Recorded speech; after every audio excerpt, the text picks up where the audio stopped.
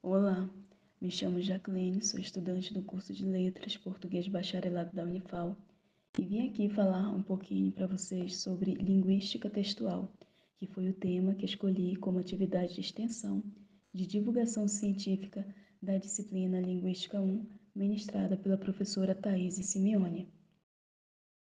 A partir de 1960, a linguística textual surge como um campo de estudo dentro da linguística, influenciada por diversas correntes teóricas que enfatizavam a importância da análise dos textos como unidades significativas de comunicação.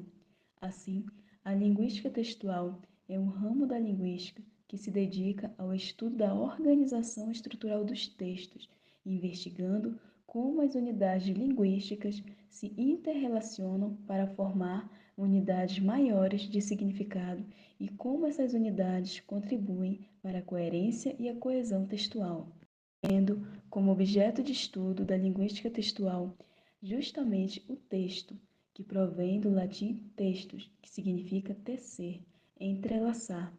Assim, o texto resulta da ação de tecer, de entrelaçar unidades a fim de criar um todo organizado, de sentido, produzido, recebido por sujeitos num dado espaço e num dado tempo, podendo ser verbal e visual. E a partir das últimas décadas do século XX, com o aparecimento de novos gêneros textuais, por exemplo, nas redes sociais, impulsionados pela internet, amplia-se ainda mais o conceito de texto.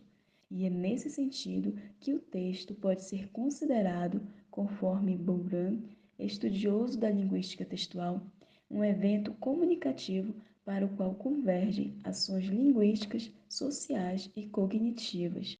E um dos conceitos-chave na linguística textual é a distinção entre coesão e coerência, onde coesão refere-se aos recursos linguísticos que conectam as partes do texto, como pronomes, conectivos, repetições e substituições, garantindo a continuidade e a fluidez textual. Por exemplo, Mário comprou um livro. Ele começou a lê-lo imediatamente. Neste exemplo, o pronome ele e o pronome oblíquo o, que substitui o livro, estabelecem a coesão entre as duas frases, indicando que Mário é a pessoa que comprou o livro e também quem começou a lê-lo. No exemplo 2, Maria comprou um carro. Ela o levou para casa no mesmo dia. Neste exemplo, o pronome ela faz referência a Maria, enquanto o pronome oblíquo o se refere ao carro novo.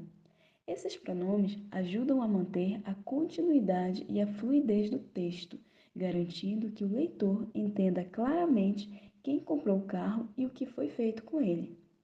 Já a coerência diz respeito à relação de sentido entre as diferentes partes do texto, garantindo que ele seja interpretado como uma unidade de significado coesa e compreensível. Por exemplo, Maria adora animais. Ela tem 2 gatos e um cachorro em casa. Neste caso, a informação sobre Maria gostar de animais está coerentemente relacionada à descrição dos animais que ela possui em casa.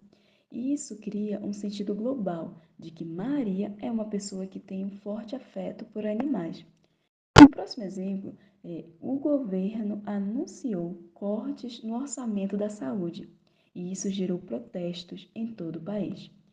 A segunda sentença apresenta uma consequência lógica do anúncio dos cortes no orçamento da saúde pelo governo.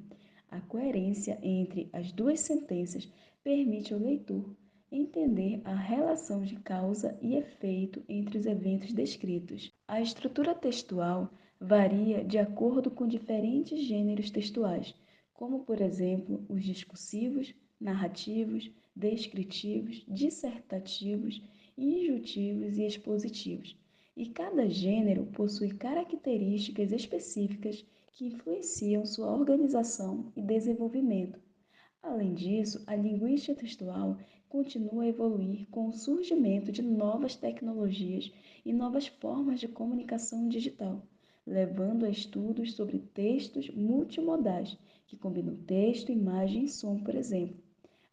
Dessa forma, a linguística textual é essencial para compreender não apenas como a linguagem funciona em nível estrutural, mas também como ela é usada para criar textos.